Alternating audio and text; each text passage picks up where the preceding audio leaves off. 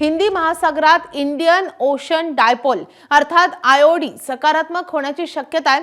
तसं झालं तर पावसाची तूट भरून निघेल असा अंदाज वर्तवला जातोय। जपान आणि अमेरिकेच्या संस्थांनी मान्सूनसाठी दिलासादायक अंदाज व्यक्त केलाय। प्रशांत महासागरात एल निनो सक्रिय झाल्याचं जाहीर झाल्यावर यंदाच्या मान्सून हंगामाविषयी सर्व स्तरातून चिंता व्यक्त होऊ लागली आहे। मात्र एल निनोची तीव्रता वाढत असताना जुलैमध्ये हिंदी महासागरात इंडियन ओशन डायपोलची सकारात्मक स्थिती विकसित होण्याचा अंदाज या संस्थांनी जाहीर केलाय।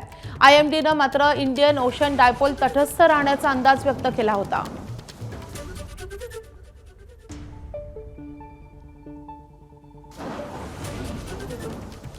तर इंडियन ओशन डायपोलमुळे मान्सूनबाबत काहीशी दिलासादायक अशी बातमी येते आणि त्यामुळे ही तूट भरून निघेल असा अंदाज वर्तवला जातोय।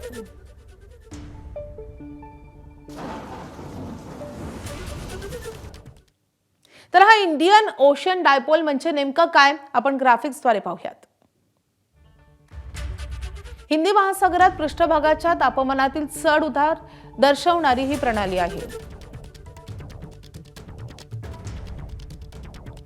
आफ्रिकेचा पश्चिम भाग आणि इंडोनेशियाचा पूर्व भाग इथे तापमान मोजलं जातं। आयओडीचे पॉझिटिव्ह, निगेटिव्ह आणि न्यूट्रल असे 3 टप्पे असतात। आयओडी सकारात्मक असल्यास भारतीय मान्सूनसाठी फायदेशीर स्थिती निर्माण होते। तर एल निनोमुळे मान्सूनवर विपरीत परिणाम झाल्यास पॉझिटिव्ह आयओडी दिलासा देतो।